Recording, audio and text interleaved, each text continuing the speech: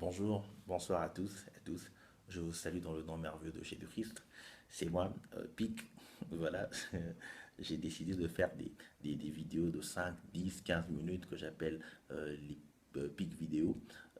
Excusez-moi pour la barbe, pour les cheveux, je suis peut-être trop jeune. Voilà, c'est pas des vidéos professionnelles, donc c'est pas fait avec une caméra, une équipe, un studio. Non, ce sont des vidéos personnelles prises dans ma chambre avec ma tablette et j'essaie de donner des petites exhortations, comme c'est le cas d'ailleurs dans le blog de Pic. Et j'avais décidé ce mois de février de parler sur quelque chose, sur un sujet que le Seigneur a déposé dans mon cœur, 5 choses à connaître sur Abraham. Hier, j'ai voulu poster une vidéo, mais la technique a fait ses caprices et j'étais pas en mesure de le faire. J'espère que ce soir, ça devrait marcher. Je voudrais parler de 5 choses à connaître sur Abraham. Abraham est un personnage biblique que nous connaissons tous. En tout cas, si tu es dans un milieu chrétien, tu as certainement déjà entendu parler d'Abraham. L'histoire d'Abraham se trouve dans le livre de Genèse, à partir du chapitre 11, au chapitre 25. Là, nous voyons d'où vient Abraham, sa généalogie, qui sont ses parents, sa rencontre avec Dieu au chapitre 12 et sa marche avec Dieu jusqu'au chapitre 25 où il s'endort, où il se couche en attendant la résurrection des saints. Et bien, le Seigneur m'a mis à cœur de pouvoir parler d'Abraham, de pouvoir élever 5 choses de la vie d'Abraham qui pourront t'aider, toi qui suis cette vidéo. La première chose que j'ai commencé à parler hier, déjà sur le blog de Pic, c'est l'humanité d'Abraham. Vous savez, avant qu'on ne puisse aller loin, avant qu'on ne puisse parler du grand Abraham, avant qu'on puisse parler du père de la foi, avant qu'on puisse parler des choses et des exploits que Dieu a fait avec Abraham, je voudrais te rappeler qu'Abraham était un homme de même nature que toi.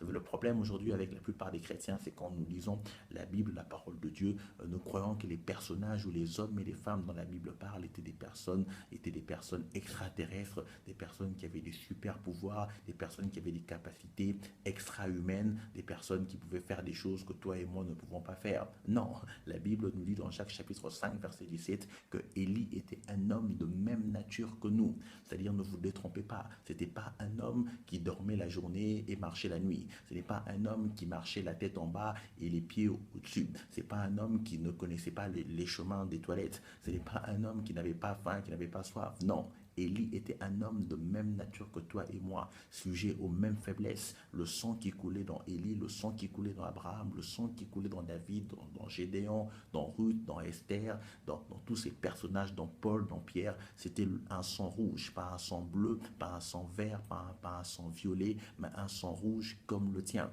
C'était des hommes de même nature, des hommes qui étaient sujets aux mêmes faiblesses, des hommes qui avaient les mêmes doutes et les mêmes peurs comme tu les as trop souvent. Mais cela n'a pas empêché Dieu de pouvoir les utiliser. Cela n'a pas empêché Dieu d'aller prendre cet Abraham pour faire de lui Abraham. Cela n'a pas empêché Dieu d'aller prendre cet Abraham pour rendre son nom grand. Et cela n'empêchera pas Dieu. Tes faiblesses, tes incapacités d'aujourd'hui n'empêcheront pas Dieu de pouvoir t'utiliser. Vous savez, j'ai toujours dit aux gens que Dieu est le facteur qui retire les IM et les IN de nos vies. Peut-être que je ne comprends pas, je vais être plus explicite. C'est-à-dire l'impossibilité. Quand l'impossibilité rencontre Dieu, elle devient possibilité. Donc, impossibilité plus Dieu devient possibilité. Incapacité plus Dieu devient capacité. Infidélité plus Dieu devient fidélité. Impureté plus Dieu devient pureté. Donc Dieu est ce facteur qui retire les IM, l'impossibilité. Quand elle rencontre Dieu, le IM tombe et elle devient une possibilité. Je ne sais pas quelles sont tes incapacités, quelles sont tes faiblesses, mais laisse-moi te dire que Dieu veut te prendre tel que tu es pour pouvoir transformer ta vie. Et c'est ce qui s'est passé avec la vie de cet homme Abraham. Dieu l'a pris en tant qu'Abraham pour faire de lui Abraham. Si vous lisez Genèse à partir du chapitre 11 jusqu'au chapitre 17, vous verrez que Abraham s'appelle Abraham. Il s'appelle d'abord Abraham, A-B-R-A-M.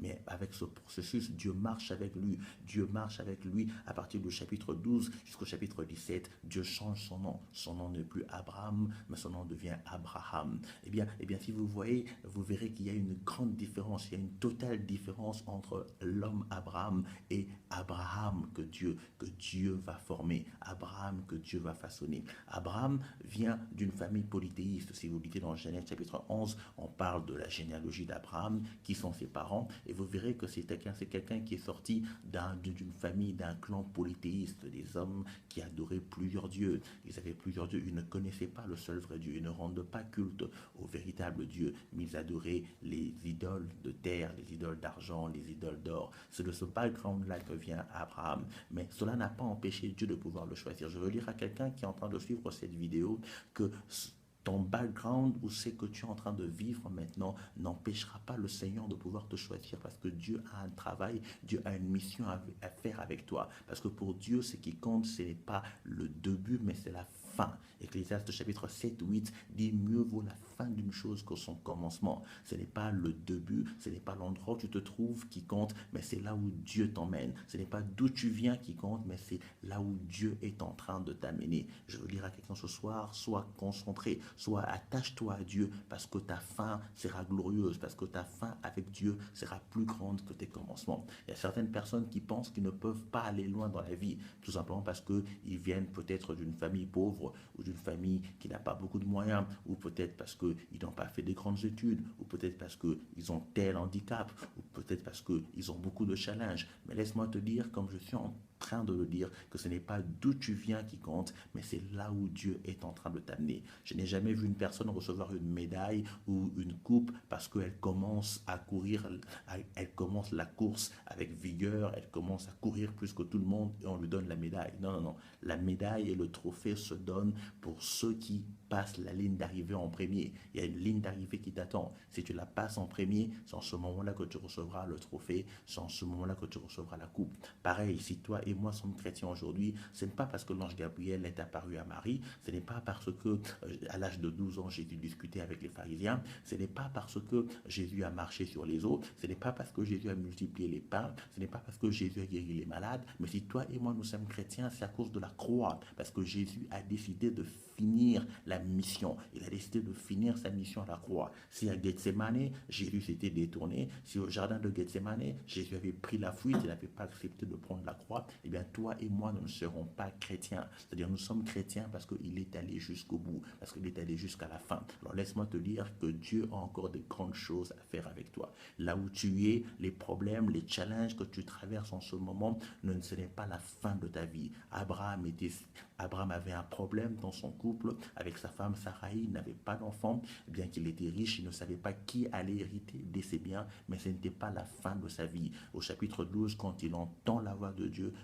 quand il rencontre Dieu, une nouvelle histoire, une nouvelle page commence dans sa vie. Et vous verrez, je disais que Abraham était un homme de même nature que nous, il était sujet à des faiblesses. Vous verrez qu'Abraham ment, par exemple, dans le chapitre 12. Vous verrez que quand il arrive en Égypte, bien qu'il a écouté la parole de Dieu, bien que Dieu l'a dit qu'il rendra son nom grand, bien que Dieu lui a donné des promesses formidables, mais Abraham ne comprend pas encore le Dieu qui lui parle. Abraham n'a pas encore une totale confiance au Dieu qui lui a parlé. Et il pense qu'il pourra vivre. Il pense que sa vie dépend de ses stratégies. Il pense que sa vie dépend de ses combines ou de son intelligence. Et il décide de mentir à Pharaon et de dire à Pharaon que Sarai n'était pas sa femme, mais que celle-ci était sa sœur. Vous voyez? Et vous verrez que pendant que Abraham s'appelle encore Abraham avant que Dieu ne puisse le changer de nom, vous verrez que c'est en ce moment-là qu'il accepte le conseil de sa femme Sarai et qu'il va vers Agar pour porter Ismaël. Mais malgré cela, Dieu ne l'a pas abandonné. Dieu a continué à marcher avec lui.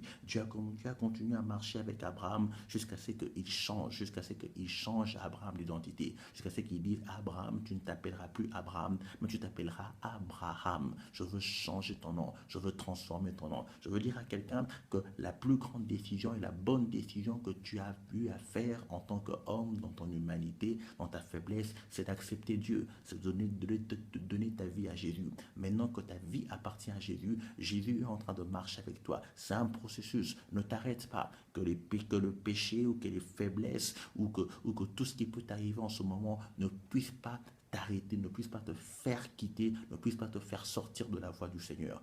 Dieu est en train de marcher avec toi et il t'emmène quelque part. Il est en train de transformer, il est en train de changer ton identité. Là où les hommes t'ont connu et t'ont appelé Abraham, Dieu te voit comme Abraham. Dieu voit des grandes choses. Dieu rend ton nom grand. Vous voyez, Dieu dit Abraham, je rendrai ton nom grand. Pas seulement qu'aujourd'hui, nous tous, nous parlons d'Abraham, mais Dieu a rendu son nom grand. Il a transformé son nom d'Abraham en Abraham. Dieu a ajouté des choses dans ta vie, dans sa vie. Dieu a ouvert des dimensions, des portes que Abraham ne pouvait pas s'imaginer recevoir. Alléluia. Dieu a changé le nom de Saraï. Il a retiré le i de Saraï pour faire d'elle Sarah. Dieu a retiré la stérilité. Dieu a retiré la honte. Dieu a retiré les choses qui faisaient de Saraï pour faire d'elle Sarah. Et c'est la bonne nouvelle que je t'apporte, toi qui suis cette vidéo, c'est que ne crains pas.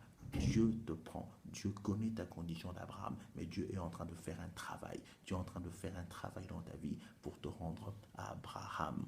Et pour te rendre à Abraham. Donc ton humanité, ta personne ne va pas empêcher Dieu de pouvoir t'utiliser. Et c'est ce que j'aime. Et ce que j'aime surtout, c'est que Abraham a écouté Dieu. Ce qui fait qu'aujourd'hui nous puissions parler d'Abraham, ce qui fait qu'aujourd'hui tu saches qui est Abraham, ce qui fait qu'aujourd'hui tu parles du Dieu d'Abraham, c'est parce que Abraham a décidé d'obéir à Dieu. Si Abraham n'avait pas décidé de suivre Dieu dans ce désert vaste et affreux, dans cette aventure inconnue où Dieu le menait, peut-être que toi et moi aujourd'hui nous ne parlerons pas d'Abraham. Je ne sais pas. Est-ce que tu écoutes la voix de Dieu? Est-ce que tu es? Est-ce que Dieu te parle? Est-ce que tu écoutes ce que Dieu te dit? Dieu dit à Abraham, il dit, laisse ta famille, laisse ton clan, laisse tes parents, quitte ton pays et va vers le pays que je te montrerai. Là, je rendrai ton nom grand. Là, je te donnerai une grande descendance. Je crois que ce soir aussi, par cette vidéo, je veux dire à quelqu'un qui me suit, peut-être que tu n'as pas encore pris la décision de suivre Dieu. Peut-être que tu es là, tu écoutes Dieu, tu entends la parole de Dieu. Les gens te prêchent jour et nuit. Mais il y a encore des choses dans ta vie qui te retiennent. Et le Seigneur veut te dire tout simplement, suis-moi. Ce que Jésus dit, c'est suis-moi. Quand Jésus rencontre Pierre et André, son frère, alors qu'ils étaient pêcheurs, il leur dit tout simplement, suivez-moi, je vous ferai pêcheurs d'hommes. Quand le jeune homme riche vient vers Jésus, il dit, que dois-je faire pour hériter la vie éternelle? Jésus dit, vends tout ce que tu as et suis-moi. Vous verrez que tout le monde, même quand il rencontre Matthieu, qui était euh, euh, collecteur d'impôts, il dit à Matthieu, il dit, laisse ta table, suis-moi, c'est ce qui est le plus important. Si tu peux écouter Dieu, si tu peux suivre Dieu, si tu peux marcher avec Dieu, tu verras ce que tu vas faire dans ta vie, mais cela dépend de la décision que tu vas faire. Ce serait très risqué pour moi de dire que Abraham était la première personne à qui Dieu parla. Je ne sais pas, peut-être qu'avant Abraham, Dieu parla à certaines personnes, mais est-ce que ces personnes ont eu la capacité? Est-ce que ces personnes ont eu la volonté de suivre Dieu? Mais c'est parce que Abraham a suivi Dieu. Voilà pourquoi aujourd'hui nous parlons d'Abraham. Donc la première chose que je veux que tu puisses connaître et retenir d'Abraham, c'est que Abraham était un homme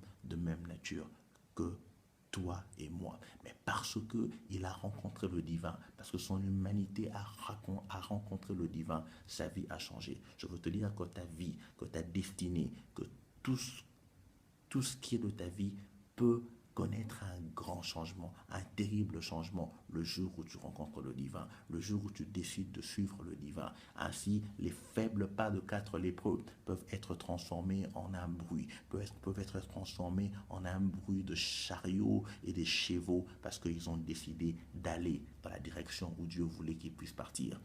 Avec Dieu, Dieu peut transformer tes faibles, Dieu peut transformer tes faibles commencements, Dieu peut transformer tes faiblesses, tes incapacités humaines. Dieu peut en faire des armes terribles. Les pas des enfants d'Israël qui tournaient autour de Jéricho sont devenus des bulldozers qui ont fait tomber les murs parce qu'ils marchaient avec la parole de Dieu. Comme je disais encore, les faibles pas de ces 4 lépreux qui s'avançaient vers le camp de Syriens sont devenus des bruits de chars et de chevaux parce qu'ils marchaient dans la direction de Dieu, parce qu'ils marchaient dans la direction de la parole de Dieu. Ce soir, par cette vidéo, je veux simplement exhorter quelqu'un, je veux t'exhorter de pouvoir marcher dans la direction de Dieu. Ainsi, Dieu peut te prendre, Abraham que tu es, et Dieu va te transformer, Dieu va te changer d'identité, Dieu va rendre ton nom grand, et demain, on parlera de toi et on te connaîtra comme Abraham. première chose à connaître sur Abraham, c'est simplement son humanité. Un homme de même nature que toi et moi. Et si Dieu l'a choisi, malgré ses faiblesses, si Dieu l'a choisi, malgré ses incapacités, eh bien, je te dis, ou je te donne une bonne nouvelle, c'est que Dieu peut te choisir, c'est que Dieu va me choisir, parce que nous sommes humains et que Dieu a décidé de travailler avec des hommes et des femmes, avec des humains et non des anges. Dieu ne cherche pas des X-Men, Dieu ne cherche pas des Avengers, Dieu ne cherche pas Iron Man, il ne cherche pas Hulk, il ne cherche pas Batman, il ne cherche pas tous ces super-héros, Naruto, Sangoku et autres, mais Dieu cherche des hommes et des femmes. Il cherche un Patrick, il cherche une Sylvie, il cherche une Julie, il cherche un homme et une femme, mais qui sera disposé à l'entendre et à marcher avec lui. Que le Seigneur vous bénisse.